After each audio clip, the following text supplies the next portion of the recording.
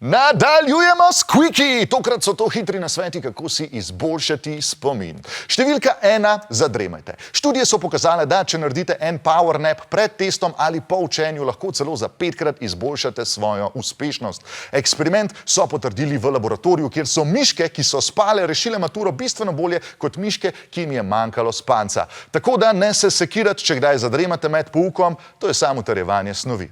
Drugi nasvet je povezan s starodavno skrivnostno metodo, ki se imenuje pisanje. Vaš spomin deluje bistveno bolje, če si, kar ste se naučili, tudi zapišete. Ne natipkate, ampak zapišete, ker pri pisanju vaši možgančki delujejo bolje. Zato sami pišite svoje plonkce, ker najprej pomaga pisanje, potem pa še dejanski plonkci. A je ta nasvet hkrati dober in slab? Ja. In a bom jaz zaradi tega izgubil službo? Verjetno ja. Nasvet številka 3. Uporabljite mnemotehniko. Mnemotehnika je način, kako si s pomočjo asociacij lažje zapomnimo neko stvar. Super je, če lahko katerokoli informacijo povežete z rimo, šalo ali pa s kakšno drugo zadevo. Recimo, ena zimzelena pred kiko, ker da če vejca vedno skače. Skače tudi druge, a bo to dovolj za 2. In je bilo. Ne vedno, ampak doskrat.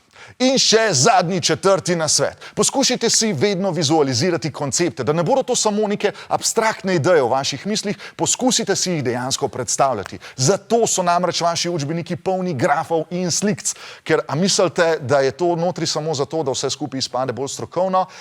Ja, to je eden od razlogov, ampak hkrati pa vam vse te barve pomagajo, da se spomnite, kje v učbeniku ste videli kaj.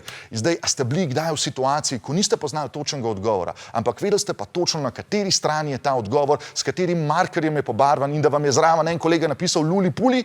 No, to je to. Vaš spomin povezuje različne zadeve skupaj in bolj, ko je ta informacija pisana, lažje vaši možgani pridejo do nje. In to so bili današnji Quickie! In če se tudi sami spomnite kakšnega, nam ga napišite v komentar pod ta video. Se vidimo!